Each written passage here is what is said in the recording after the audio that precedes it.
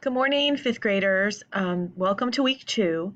We're going to go ahead and start our lessons for week two, and this part will be an overview of the kind of work that we're doing this week. So I know we're all getting started, we're all getting used to how to learn differently, but I want you to remember a couple of things. Number one, you're still learning. So if you're thinking to yourself, I should already know this, no, that's the part that we're teaching you. That's the part that we're helping you with. The second part of that is you have to be doing something. So if you don't have paper and pencil in front of you, if you're not taking notes like I'm taking notes, if you're not reading or listening to the book, either one, and like doing the work, then that's your part of it. So if you're thinking, oh, I don't want to do this, I'm afraid, I don't think I'm going to get it right, that's okay. That's what we're here for. We're going to help you and teach you something, and then you're going to try it out and get some feedback from us so that you can improve. That's the part of learning that isn't going to change. We're still going to do the teaching and show you what to do, and then you have to do what we show you. So it's very much like class, but it's a little different because we can't be together right now. So I want to go ahead and show you the anchor chart for this week. We have two really good books. One is on a topic that we've already been talking about, invasive animals. And then the other one is really good. It's what happens when you flush the toilet. So these are two really good books. One book is going to come from Epic.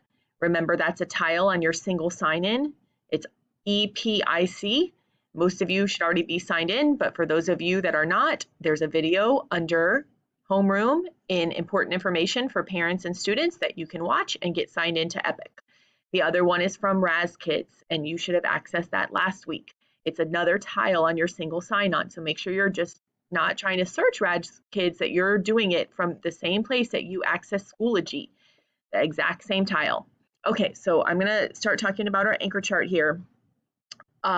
It's just a little bit different than last week. Now we're thinking about how does text structure help us understand and write about and answer questions about a text. So not only do we want to better understand the text, but we also want to be able to write about it and answer questions about a text by using a text structure to really help us formulate our notes and be able to talk and write about something that we didn't already know. So our goal is to read a text and take notes in a way that helps us understand and answer a question. I'm going to try to make this a little bit easier for you by putting a question that you should be able to answer after reading a chapter of our first book for this week. So step one, we're going to preview the text. We're going to do that in the next video. Step two, or when we preview the text, we're going to look at all of the text features like we did last week. We're going to really get a feel for the book before we even start to read anything. Step two is we're going to decide how to organize our notes based on the text structure. I picked this book because there's several text structures there. So we're going to get a feel for a few different text structures, and each chapter is a little bit different.